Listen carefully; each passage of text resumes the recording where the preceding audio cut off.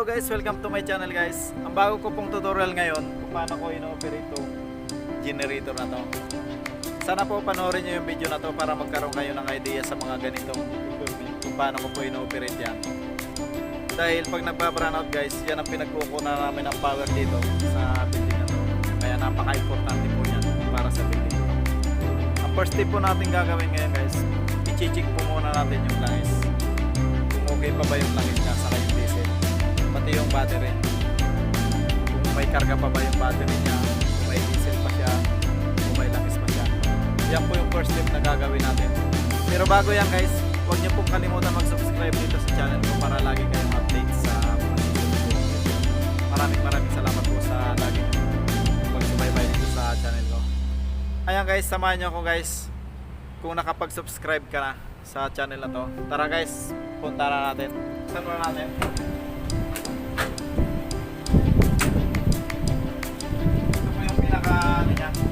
Winding.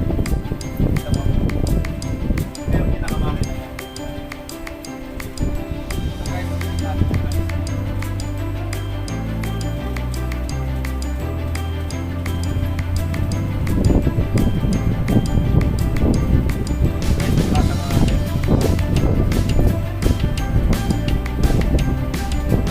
makita nyo guys. Ito yung pinaka-high niya. Ito yung pinaka-high niya. Ito. Ayan guys, yung base niya.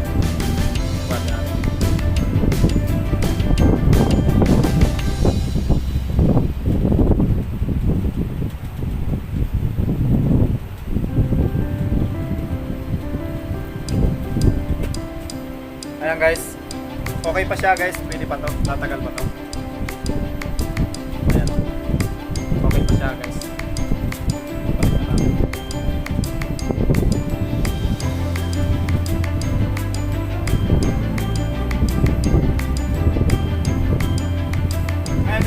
Langis niya guys, okay na yung langis niya. Papakita ko naman sa inyo guys yung battery niya kung saan natin sinisig. Ito po yung battery niya. Sukatin po natin kung ilan yung voltahe niya. Iset po natin siya ng DC. Ayan, nakaset na po siya. Ito po yung positive niya. Ito yung negative. Ito, tapat natin sa positive. Ayan, positive. Ito naman yung negative. Ayan. Tingnan natin guys. Ayan. 27.5 volts. Yan po yung karga ng battery natin. Okay na okay pa yan guys. Kayang-kaya niyang pa-startin tong generator na to. Puntahan naman po natin yung pinaka-controller nitong generator na to. Sa controller po, makikita na po natin lahat yung gauge ng battery, saka yung level ng diesel, saka yung temperature nitong buong generator na to. Makikita na po doon natin.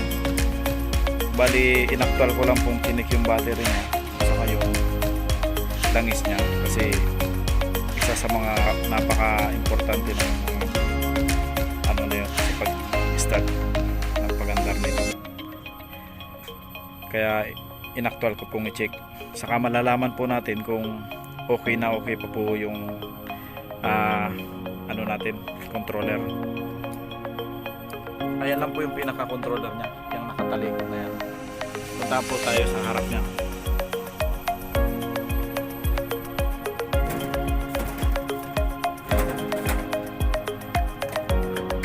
Open po natin.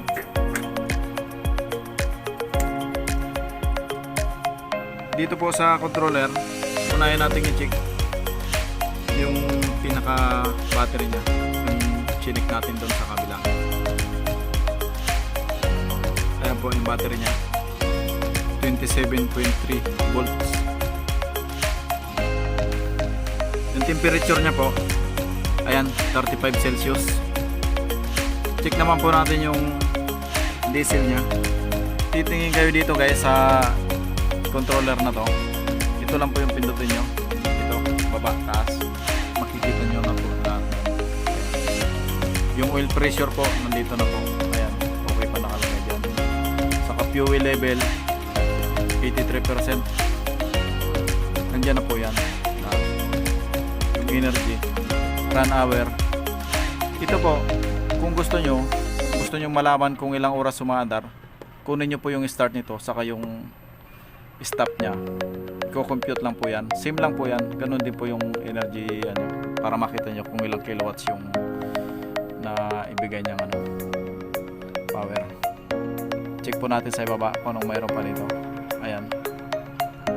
Ito, line to line voltage, saka yung amperes line to line. Makikita yan guys pag umaandar na siya. Okay na po. Nakita nyo na po yung kung ano yung dalawa to guys. Ito yung pinaka model nila. Ayan. Ito yung isa. Wala silang pinagkaiba. Ngayon po, ipapakita ko naman po sa inyo kung saan pumasok to. Kasi maliban dyan guys sa controller na yan, mayroon pa silang isang controller na pumasok doon sa LBSG room. Ito po, makita nyo po yung linya nya. Ayan, yung nanggaling na wire dyan papunta doon sa room na yun. Papasok dyan sa room na yan. Ayan po yung pinto nya. Doon tayo papasok mamaya para makita natin yung pinaka isang control pa nitong generator na to.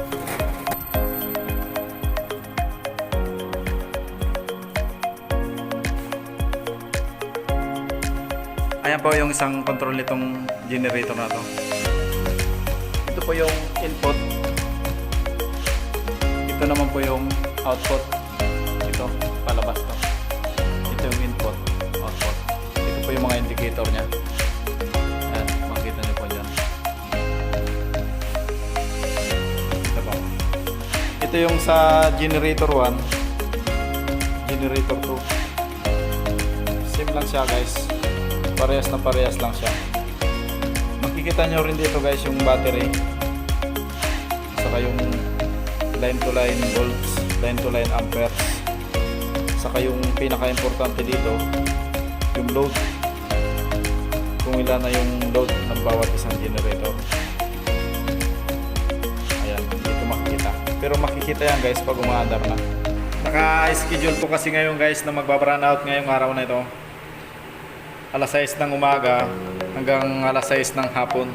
Kaya medyo mahaba yung pagandar ng generator natin. Kaya kinukondisyon natin to. Pero okay na siya guys. Tingnan nyo, nakasit na ng automatic to. Nakasit na rin ng automatic. Ito, pati yung nasa labas, nakasit na rin ng automatic. Ayan guys, nakasit up naman tong generator natin. Papakita ko sa inyo guys kung saan siya pumasok pagkagaling dito sa control na to. Pumasok siya dito sa ETS. Ayan po yung ETS natin. Ayan. Makikita nyo guys, itong nasa taas, sa normal power yan. Ito yung ETS ng generator. Dalawa yan guys. Ayan yung isa. Sa taas, normal power. Ito sa generator natin. Emergency power. Tawag namin dyan. Ayan. Sa ngayon guys, ito pa lang yung active. Naka-close siya. Normal power yan. Pag nag-brown out mamaya guys, mag-open daw. Ito naman yung magpo-close. Kasi ito yung sa generator. Diyan po nakakabit yung generator. Ayan guys, hintayin natin mamaya guys mag-brown out para makita natin kung mag-automatic ba yung generator natin.